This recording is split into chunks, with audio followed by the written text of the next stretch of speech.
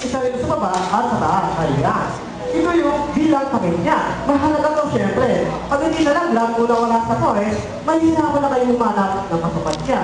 Hindi katulad, natutuwan natin sa bahay ng kaldero. Kapag halimbawa na, nawala yung takip ng kaldero niyo sa bahay, huwag ba palitan, takip na arinura. Ito hindi pwede. Para hindi siya malaglag kung mawala sa forest, ang gawin na natin, lagay siya lang pag-ibig dyan sa ibabaw. Pinaka-heat holder po niya. Ayan. Para kung sakali kung madaliman kayo, hindi na siya malalaglag kasi naka-ID na po yan. Kung nasa forest kayo ngayon, karaniwang paglulutan, sinasakay at hindi siya may hila. Tapos, ibalik po natin yung kanya tayo. Gawin nila itong pulis ng pulo. Para pili nila, nakatayo po yung tayo para hindi rin kayo masuga. Isultang ko rito, ayan. At pulis yung tayo.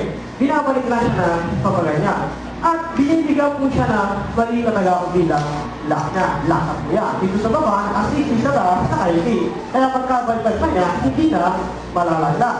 At kung halimbawa, mayroon naman tayong dalang konti, karne, isda o gulay, pwede rin natin pagsabayin yung pagluluto niya. Dito natin siya iluluto sa kabilang bangko. Karaniwang luto rito kung nasa forest kayo, o sinigang, kasi may mga ilaw na pangpa. Hihingan nila siya ng maliliit, tapos isilitan niya.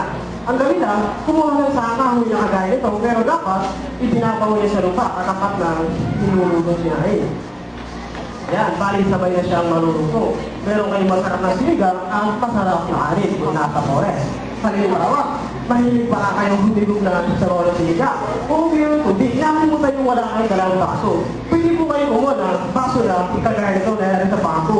Ito yung baso na hindi pantay, hindi katulad ng baso na rin sa bahay dito. Kaya hindi siya pantay, meron siyang allowance dyan para sa may matangos na ilo. Para pag humigot ng sabaw, kung uminog-ulig, syempre, yung ilong nyo hindi babangga kasi may allowance dyan. Ayan. Meron din siyang COVID design sa kanila. Kaya naman siya, binigyan ng tulis ko ba? Sa forest, walang lamesa. Lupa lang, hindi na nakatayo. Kaya ang gawin na natin, itusok sa lupa na pag ganyan. Ayan, nakatayo agad. At hindi na siya magugupa, syempre. At kung masina naman po kayo pag kumakain, ayaw nyo rin magamay, pwede rin kumuha ng kutsara na kagaya nito na rin sa bangko. Ito yung kutsara na multi-purpose at balikaraan. Kutsara dito sa tulog din ito.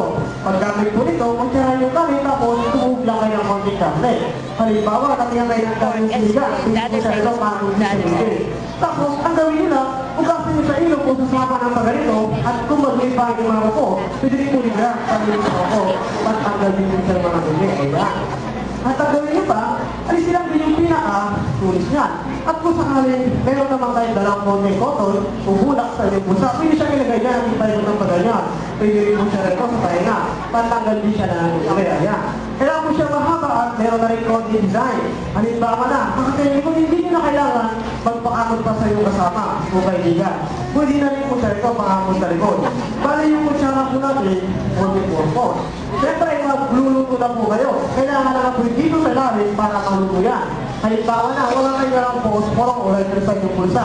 Para hindi na kayo bumalik sa inyong bahay, gagamit po kayo ng dry bamboo. Pangalawang phosphorus o electrified sa loob ng forest. Una, meron siyang okay sa mahaba na sa lalim, pinaka-guidelines. Sa pangalawa, meron dito siyang guidelines sa babaw. Para kinaskas ito isa, hindi siya mabago-bago ng direksyon. May sarili siyang direksyon at mabilis umili siya. Pero yung isang gagamitin natin, ito yan. Yung kinaya na tuyong kawayan. Sa pagkuha ng kinaya sa tuyong kawayan, ganito lang siya.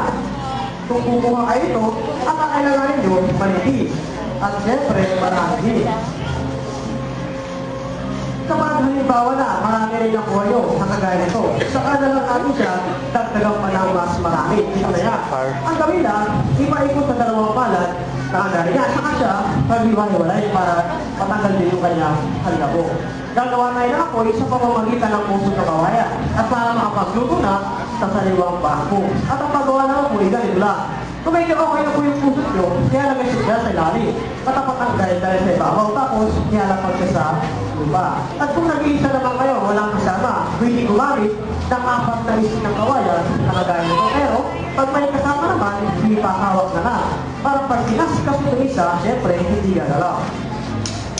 Kung nasa forest po kayo ngayon, nagtataon na wala pa lang dalang phosphor o lighter. Ito yung paraan para makapag-luto kayo sa sariwang bamboo at kung wala naman kayo dalang paglulutuan dahil na sa zero. Pero, kailangan nyo muna magpagod para makapaglutuan at para makapag-luto na rin. Kailangan, hindi siya gagalaw para hindi rin kayo mahirapan. At kapag gumalaw yan, wala yung paggawa ng apoy. At sa paggawa ng apoy, ganito lang. Sa pagtastas ito, sa una, dahan-dahan na madiin. Tapos, pabilis po siya ng pabilis, hanggang sa maramdaman nyo, pagod na kayo. Kaya, iwan natin.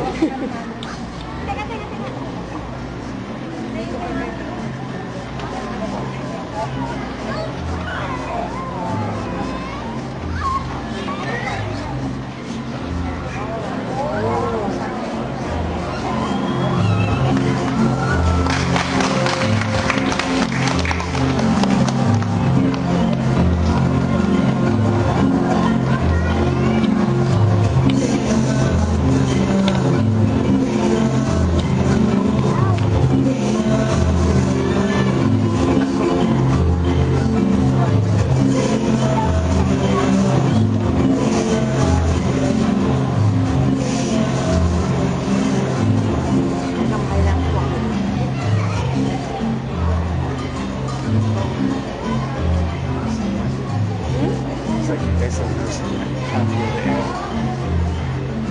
That's why I think sometimes that happens.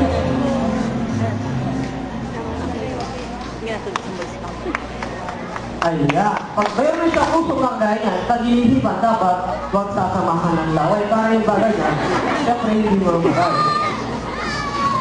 First, when you blow it, make sure that the flames goes Let it go, guys. Nakagawa tayo ng apoy. Ibig sabihin, makakapagluto na kayo sa sarili mong bamboo at makakapag-survive din sa oras na, no? Para makasigurado at para hindi na mapagod na gaya ko, syempre, magsigurado na rin kayo. Magdala ng posporo kay leather. Kaya, yun na rin kasi natin. Ako, mga ilang minuto, unahin nyo lang yung bibisiga para lumambot agad yung karne. At saka yung niluluto sinahin. Bilang halimbawa, ipapakita ko na sa inyo yung luto na. Ayan, dito ko niluto yung sila. Kaya kapag nilupit, ayan po yung na parang suman. Siyempre, lasang suman din. At kung gano'n na, pwede siyang ipakita. Ang gawin lang, kunin yung kutsara, suman-sumalong konting kanin, isalin sa pinaka-plato niya. Kung walang may kasabang, kunin sinigang, isalin sa baso. O sumobra, naubos pa naman. At kung nagugutom na, sumanok lang ng konting kanin. At humigop na, may kasabang. Oh, grabe, ang asin pala yung sinigang. Yun lang po, marami sa kapar. At mga naumaga, sa nila.